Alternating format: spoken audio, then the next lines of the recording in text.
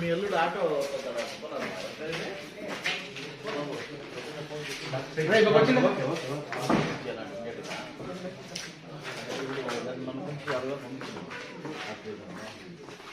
దాని మాట కార్డు చేపించి రేపు ఆపరేషన్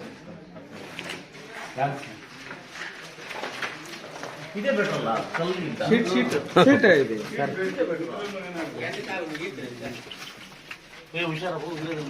ಇದೆ ಸರ್, ಇನ್ನೂ ಇದೆ ಸರ್. ಸರ್ ಸ್ವಲ್ಪ ದೂರ ಇಲ್ಲ.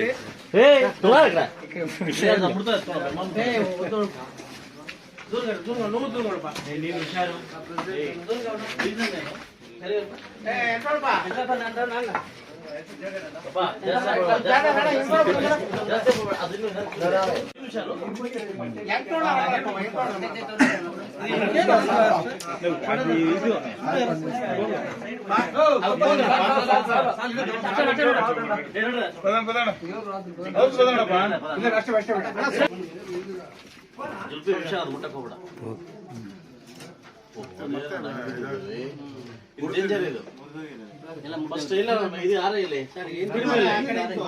ಪಿಡಿಒ ಇಲ್ಲಿ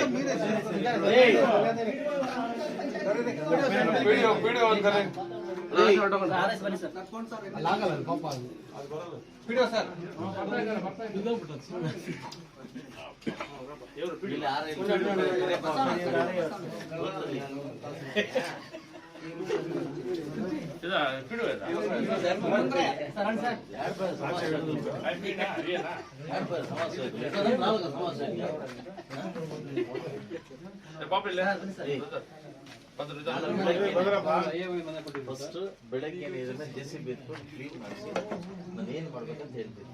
ನನ್ನ ಎಬ್ಲಿ ಪಂಚಾಯತಿಯಲ್ಲಿ ಮಾಡಿದೀವಲ್ಲ ಹಂಗೆ ನಾಳೆ ಇದು ಕಟ್ಬಿಟ್ಟು ಆಲ್ ಓವರ್ ದಾಖಲೆ ಕಟ್ಬಿಟ್ಟು ಸೀಟಿಗಳು ಹಾಕ್ಬಿಟ್ಟು ವ್ಯವಸ್ಥೆ ಮಾಡ್ಕೊಡಿ. ನೆಕ್ಸ್ಟ್ ಬಂದ ತಕ್ಷಣ ವ್ಯವಸ್ಥೆ ಮಾಡ್ಬೋದು. ಒಂದು ಬಿಲ್ ಮಾತ್ರ ಪೆಂಡಿಂಗ್ ಇದೆ. ಎಷ್ಟು ಪೆಂಡಿಂಗ್ ಇದೆ? ಒಂದು ಬಿಲ್ ಸರ್. ಒಂದು ಬಿಲ್ ಯಾಕಡೆ ಕಟ್ಟಿದ್ದಾರೆ? ಇಲ್ಲೇ ಮುಂದೆ ಇಂಥದನ್ನ ಈಗ ನಾನು ಫಸ್ಟ್ ವೀಕಲ್ಲಿ ಮೀಟಿಂಗ್ ಅದೇ ನಿಮ್ಮ ಮೀಟಿಂಗ್ ಕರಿತಾ ಇದ್ದೀನಿ ಎಲ್ಲ ಅದೇ ಅಂತ. ಫಸ್ಟ್ ಯಾವ ಊರಲ್ಲಿ ಇಂಥ ಮನೇಲಿ ಬೀಳೋ ಪರಿಸ್ಥಿತಿ ಇದಾವೆ ನೀವು ಸ್ವಲ್ಪ ಮಾಜಾರ್ ಮಾಡಿ ಇಬ್ಬರು ರಿಪೋರ್ಟ್ ಮಾಡಿ ನಮ್ಮ ಸರ್ಕಾರಕ್ಕೆ ಇದು ಮಾಡ್ಕೊಂಡು ಸರ್. ಸೆಕೆಂಡ್ JCB ಎತ್ತಕ್ಕೆ ಆಗಲ್ಲ ಅಂತ ಹೇಳುತ್ತೆ, ಜನರಿಂದ ಎತ್ತಿಸ್ಬೇಕು. ಯಾಕಂದ್ರೆ ಒಳಗಡೆ JCB ಈ ಕಡೆ ಮುಂದೆ ಮನೆ ಪೋರ್ಷನ್ ಬೇರೆ ಸೆಂಟ್ರಲ್ಲಿ ಹೆಂಗ್ ಬರ್ತದೆ JCB ಜನರಿಂದ ಆಗ್ಬೇಕು. ಅಮ್ಮನ್ ತುಂಬಾ ಸೀರಿಯಸ್ ಅಮ್ಮನಿಗೆ ಸ್ವಲ್ಪ ಜಾಸ್ತಿ ಸೀರಿಯಸ್ ಆಗಿದೆ. ಸ್ಪೈನಲ್ ಕಾರ್ಡ್ ಹೋಗಿದೆ ಅಮ್ಮನಿಗೆ. ನಾಳೆ ಆಪರೇಷನ್ ಮಾಡ್ಲೇಬೇಕಂತ 2 ಲಕ್ಷ. ಅದು ನನ್ನ 50,000 ರೂಪಾಯಿ ಕಳಿಸಿದ್ದೀನಿ, ಮೆಡಿಸಿನ್ ಕಳಿಸಿದ್ದೀನಿ. ಮೆಡಿಸಿನ್ಗೆ ನಾನು ಮಾತಾಡ್ಬಿಟ್ಟು ನಾನು ಇದು ಮಾಡಿಸ್ಕೊಡ್ತೀನಿ. ಈ ಕೂಡಲೇ ಅದು ಇದು ಮಾಡ್ಕೊಡ್ತೀನಿ.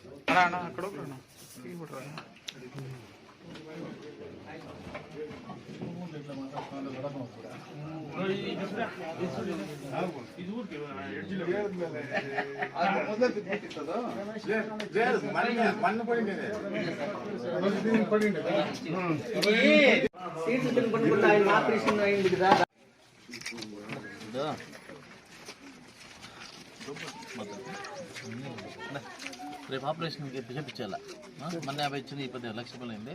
రేపు ఆపరేషన్ ఏం కావాలి అర్జెంటు. ఆ ఇల్లు కట్టు నేను ఫైనల్ బిల్ కావాలా చూపిస్తాను. ఫైనల్ బిల్లు రేపు హాస్పిటల్లో ఏమైనా ಆಪರೇಷನ್ చేసి ತೋರಿಸ್ಕೊಂಡು ಫಸ್ಟ್.